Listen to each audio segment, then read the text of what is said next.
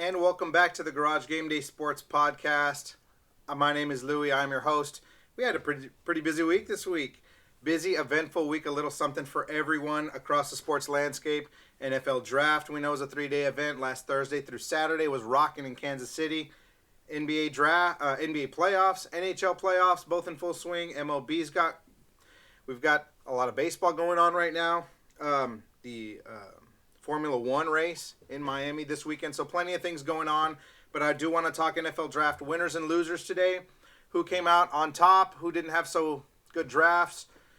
I also want to talk NBA playoffs. We'll dip our toes in the water on all four series. And breaking news yesterday, Coach Bud out in Milwaukee after 5 years with the Bucks. We'll talk about that as well. But feel free to smash that subscribe, smash that like, drop us a comment. Let us know what you think of the show. We're available on all the socials: Twitter, TikTok, Facebook, YouTube, Spotify, Apple, Google, wherever you get your podcast, because apparently we've been on all major podcast distributions. I thought we were only on Spotify. Apparently we're on Apple and Google too, so who knew?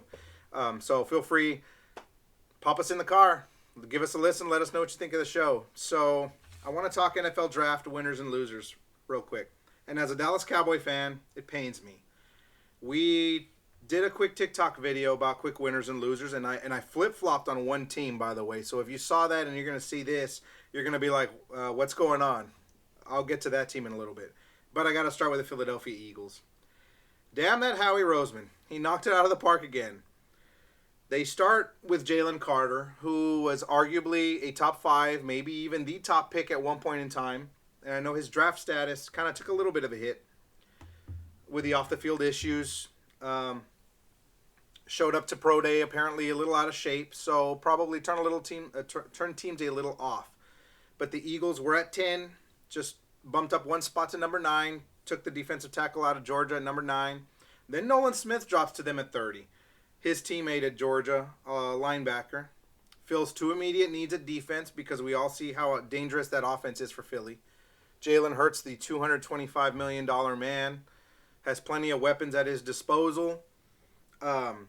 So they were able to go a little heavy on defense, and that they did. They addressed 2 immediate needs, 2 immediate contributors and starters at those positions.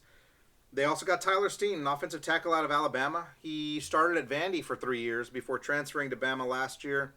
Should plug a hole at offensive line, protect Jalen Hurts, and that investment you put in him. They also got Sidney Brown, safety out of Alabama that I really like, and his identical brother Chase Brown, if you knew him, running back at Illinois, stud running back, put up big numbers last year.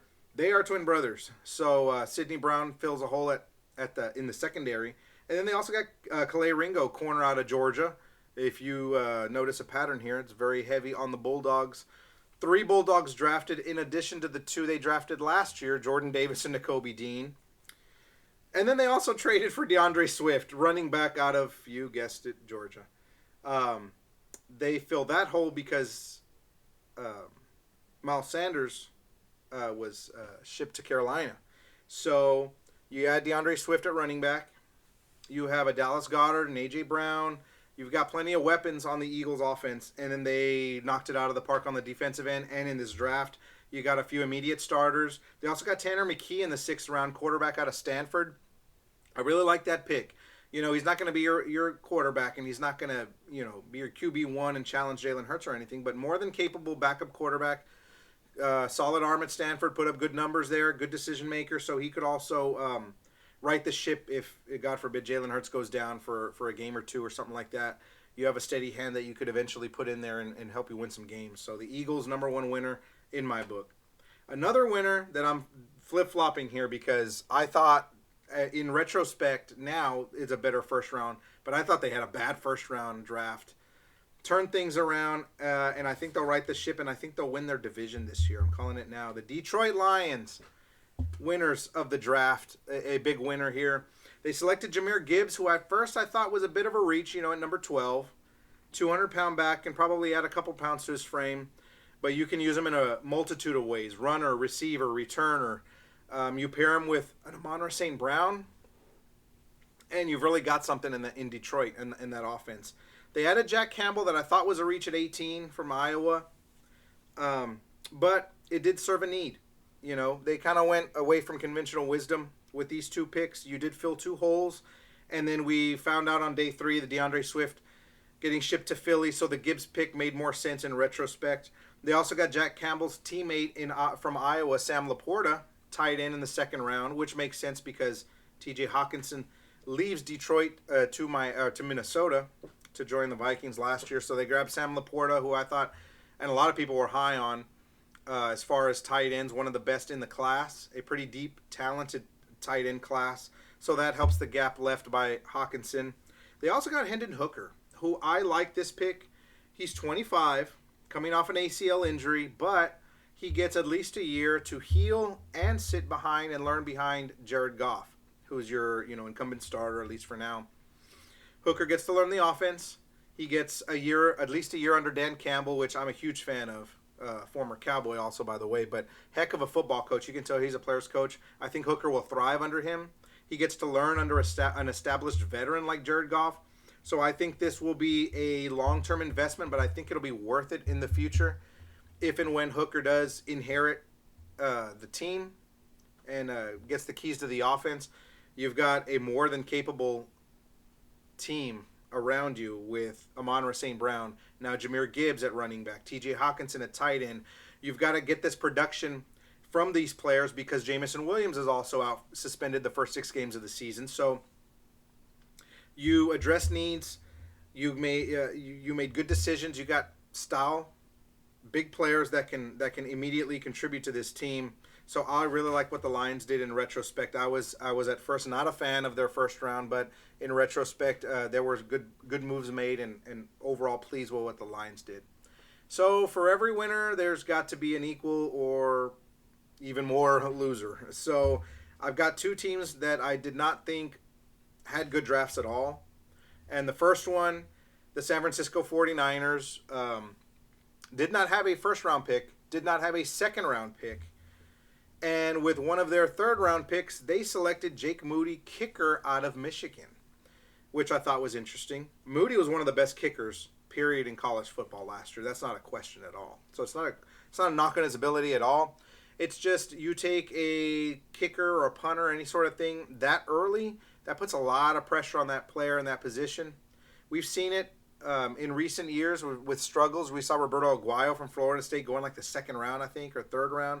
And he didn't quite perform up to those expectations, those high expectations that were put on him. So Jake Moody, I didn't love the pick. I feel he could have been there probably in the 4th or 5th round. You maybe still could have gotten him and addressed some other needs. They had a couple decent picks. Jair Brown from Penn State, the safety, and you got D. Winters, the corner out of TCU, or a linebacker out of TCU, excuse me, which I thought were decent picks. But this entire draft came at the cost of Trey Lance and also Christian McCaffrey, who you gave up some picks for. So if Brock Purdy ends up being your starter or Trey Lance does and underperforms, then this entire draft was a bust because this entire draft was centered on shipping out picks for Trey Lance and for Christian McCaffrey. And then we saw that they advanced to the NFC Championship game and get throttled by the Eagles because of the injury. The quarterback injuries were just too much, and the entire team just suffered too many injuries to even come close to playing tight with the Eagles. So I don't like what the 49ers did, some questionable picks, and then the fact that they didn't have that many picks to play with at the beginning makes them a loser in my book. And then another team out of the NFC East, the Washington Commanders. We had the Eagles from the NFC East come out as a big winner. The Commanders, I think, really fell flat on their face when it came to the draft. I think they really reached for both the corners that were selected. We saw Sam Howell last year, and Sam Howell's going to appear to be their quarterback 1. So I feel like you could have addressed offensive line. You could have given weapons around Sam Howell. And the fact that they went defense tells me that Sam Howell may not be their long-term answer. You know, they may be looking to next year where you've got a Caleb Williams, you've got a Drake May, a Michael Penix, and Bo Nix maybe, and other quarterbacks that can come in and maybe replace Sam Howell. So I don't know. Keeping Howell or providing him with all the weapons, you would think they would do that. The fact that they're not may be their shortcut way out of ending the Sam Howell experiment after this season. Um, and in a division with, you got Jalen Hurts, you've got Dak Prescott, CeeDee Lamb, and the Cowboys, you've got Saquon Barkley and the Giants. I think you really needed to address the offense, and the fact they didn't do that, it just feels like they're still in a hard transition period. I didn't really like any of their draft picks. Nothing really stood out to me. And with Dan Snyder getting pushed out as owner, and him selling the team, it just still feels like they're in a hard transition period right now. And I can't help but pick them last in the division, as I'm sure a lot of people are going to be doing that. That's going to be a popular pick. The Commanders being last in the NFC East. Feels like everybody either really jumped and got significantly better in the Eagles' case. The Cowboys and Giants, not so much, but they did address needs, and you figure they'll be better. And the Commanders, I think, totally swung and missed in this draft. So to me, they've got to be a big loser here in the draft. So switching gears, I want to talk NBA playoffs. Now, I also released a TikTok earlier this week who my favorites were, and it's not conventional to say the least. After what I saw from the first round, the Nuggets and 76ers would be my picks for the finals right now. If I had to lay down money, if they said, Louie, you got to throw down, I don't know, $20, $50, whatever you have on you. What two teams are making the finals? I would go Nuggets and Sixers right now. And I know the Sixers just got the stuffing kicked out of them the other night by the Celtics. But I do think they're the more complete team in that series. But I do want to, and I'll get to them in a bit, I want to start with the West. The Nuggets are up 2-0 on the Suns. And I know CP3's out. He got hurt last game, and he's out for Game 3. And I heard reports that he's out Game 4 and Game 5 and will be reevaluated after a week, which would be after the conclusion of those games. So there's a chance he may not even come back to this series. But with Joker just getting everything he's wanting right now. Nikola Jokic is one of the best players in the league, runner-up in MVP in the MVP voting behind Joel Embiid, who won it. But he's getting everything he wants in this series. And Jamal Murray struggled in Game 2. We've seen instances of Bubble Murray, playoff Jamal Murray. And he struggled in Game 2. He only shot 3 of 15 from the field, and they still won by double digits. They are coming out very prepared in their series. They won Game 1 against Minnesota by 29, holding the Timberwolves to just 80 points. In Game 1 of the Phoenix series, they won by 18. So Michael Malone has this team laser-focused, ready to go out of the gates, and they just shoot out like a cannon, and boom, they're ready to go. We have not seen that from Phoenix. They dropped Game 1 to the Clippers, and then they dropped Game 1 by 18 to the Nuggets. As focused as the Nuggets are, Phoenix is very inconsistent right now. I don't like what I'm seeing from the Suns. You have two prolific scorers in Kevin Durant and Devin Booker that single-handedly, either one of them can take over a game and dominate the game. But they need help. They need any sort of bench production, rotation production, and you are having trouble doing that when you had Chris Paul. Now that you don't have your number one distributor and point guard, you're going to need two players that can do that. And Phoenix is having trouble finding just one. Meanwhile, Denver may be the deepest team left. What we've seen from, of course, Jokic and Murray. But we have a healthy Michael Porter Jr. And Jamal Murray's healthy, by the way, this year for the first time since probably the bubble. And you have Aaron Gordon and the addition of Kentavious Caldwell-Pope and Bruce Brown. These guys are contributing. They know their roles on the team. And they're just taking it to Phoenix. They're so better depth-wise than Phoenix is. The Suns, I think, are over their head. And at least, and if Durant or Booker don't take over Game 3, this series could be over very, very quickly. So they need to get production from others. But I love what I'm seeing from the Nuggets right now. Their one loss was in Minnesota to a desperate Timberwolves team that was down 0-3 and in danger of getting swept for the first time in franchise history. So, and even then, I think it was only like a 6 or 8 point win or something like that. They didn't blow Denver out or anything like that. So the Nuggets are very focused. I like them to come out of not only this series, but to come out of the West. So now to jump to the other Western series, the Lakers-Warriors. That series knotted up at 1. We saw a recurring theme here. We saw road teams snatch Game 1, still with the exception of Denver. Every other road team won Game 1. And then subsequently got blown off the floor in Game 2. Now, that I can attribute to teams that are desperate, already lost Game 1. They lost home court advantage. So then they turned around and in desperate fashion dominated a road team that was probably somewhat content with a split because that's what you come for. You come to steal home court advantage. You get game one, so you're kind of playing with house money at that point. But then you've got a dangerous, desperate team in game two that cannot afford to go down 0-2. So in the case of these other three series, you saw the home team hold down home court and just really put a pounding on their road opponents. So the Warriors dominated 127-100. Curry, an efficient day, distributing the ball, and really just his presence on the court. You just have to account for him, and everybody just gravitates toward him. You have to account for him at all times. And, of course, Klay Thompson went off 8 threes in the game, 30 points. So we saw the Klay Thompson of old dominate a game and really not look back. And Anthony Davis, talk about Dr. Jekyll and Mr. Hyde. A 30-point, 23-rebound outburst from Anthony Davis in Game 1.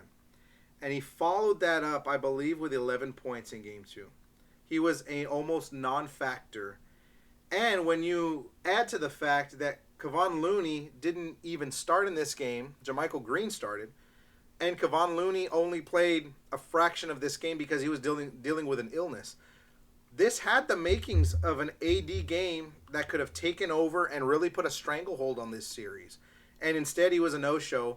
The Warriors ran them off the floor, and this was a 35-point game in the third quarter, and the Warriors basically sleptwalked the fourth quarter and still won comfortably. So you need consistency from AD. LeBron's going to get his. He's going to get you somewhere between 20 and 30 points. But Anthony Davis is the most important piece of the Lakers team right now. They go as he goes. He needs to dominate the paint, dominate the glass. The Warriors do not have size. They thrive on shooting threes. And last night, they made 21 three-pointers. 21 of 42 three-pointers. So that's a 50% clip. You cannot have an opposing team shoot that many threes and hit half and expect to win the game. You've got to play better perimeter defense. You've got to run their shooters off the three-point line. And when they do miss, you need to clog up the lane and dominate the boards. You got to gobble up rebounds, and the Lakers did not do that. They need to play better defense, and the rebounds will come. And it all starts with AD. AD's got to establish his dominance in the paint. He's got a size difference over whoever it is playing on him, and whether it's Looney, Draymond, or JaMychal Green, or anybody else that they throw at him, he's got to dominate. It's got to start with him. So right now, I'd give the advantage to the Warriors right now. But remember how terrible they were on the road. They dropped the first two in Sacramento, and then how awful they were. They lost 30 games on the road. So you're going to see a motivated Lakers squad with all the celebrities courtside in LA. So we'll see how the Warriors respond. But I do like them in this series. I think they bounce back very nicely.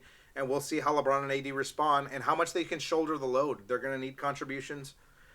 We saw Rui Hachimura had another awesome game, but they're going to need somebody else to step up. Otherwise, I'm going to like the Warriors in that series. But I would take the Nuggets over the Warriors right now because of that dreadful road record for Golden State. So I do want to switch to the East now. The Celtics, Sixers knotted up at 1.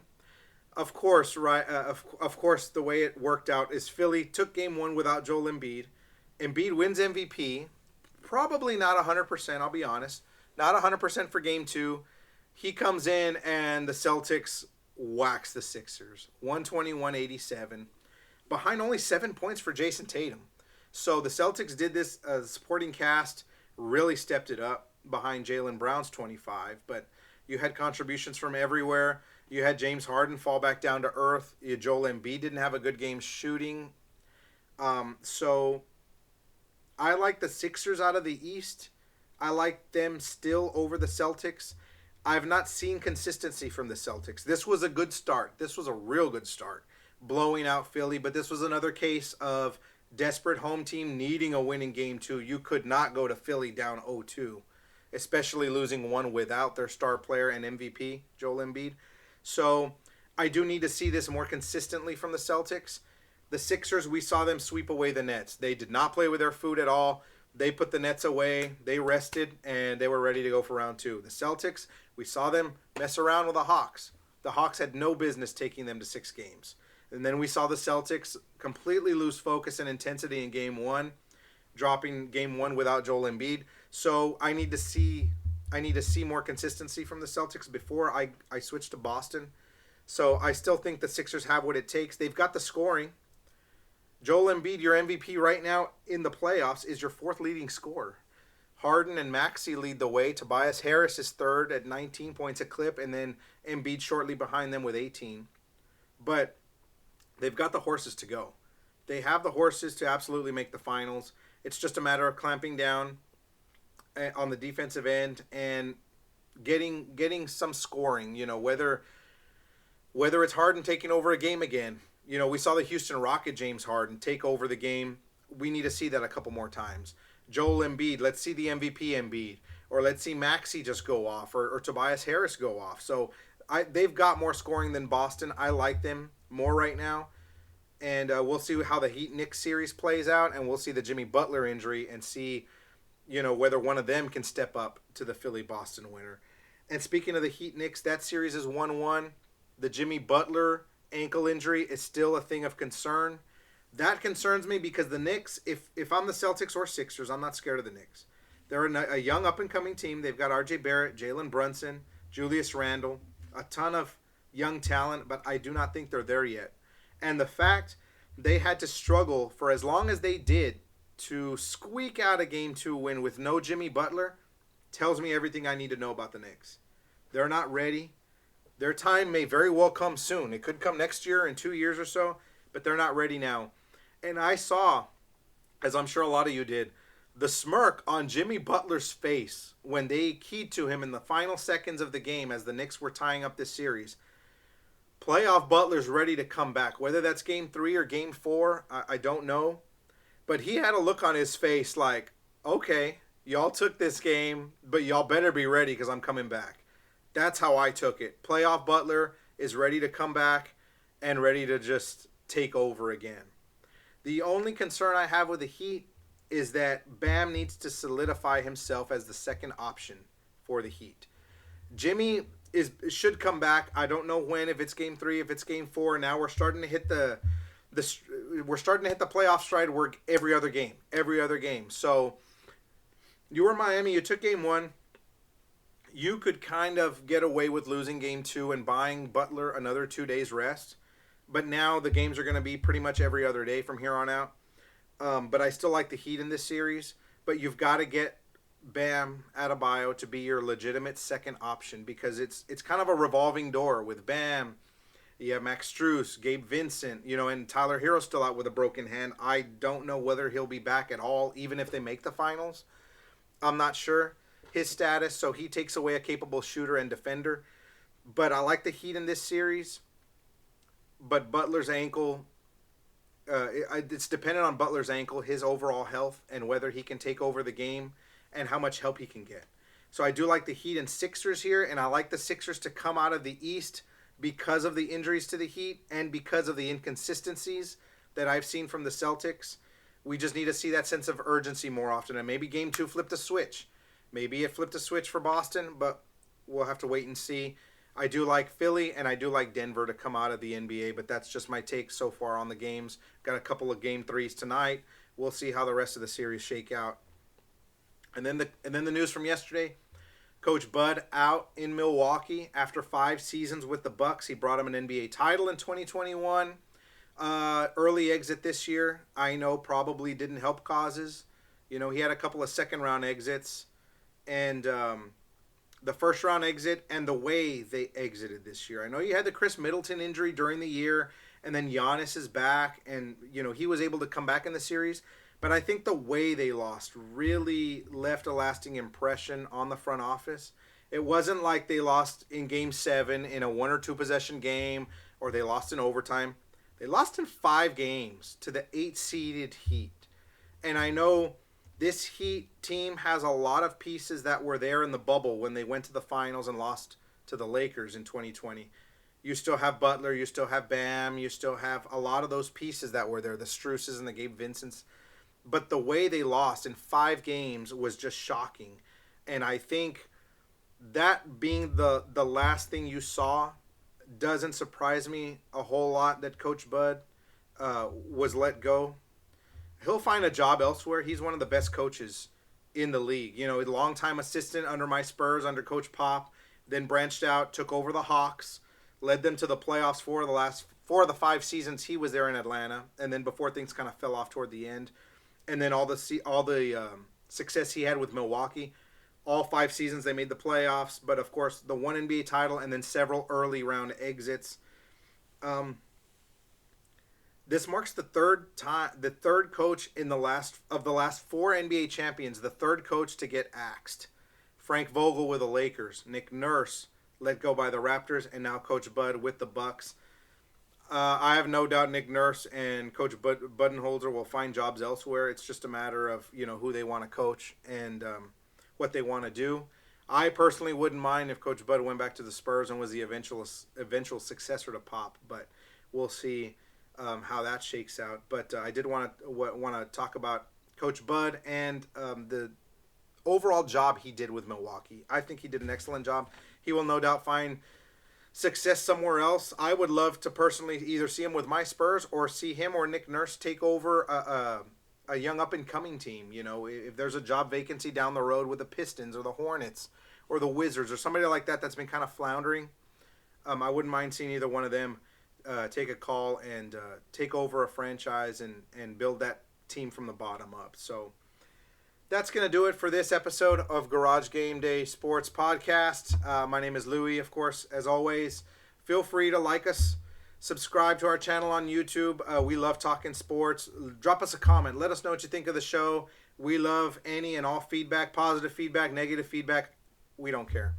We love talking sports. So we will see you guys next time, but feel free to smash that subscribe. Follow us on all the socials. We're available on Twitter, TikTok, Facebook, Spotify, Apple, Google, wherever you get your podcasts, because that was news to me this week. So I will see you guys next time.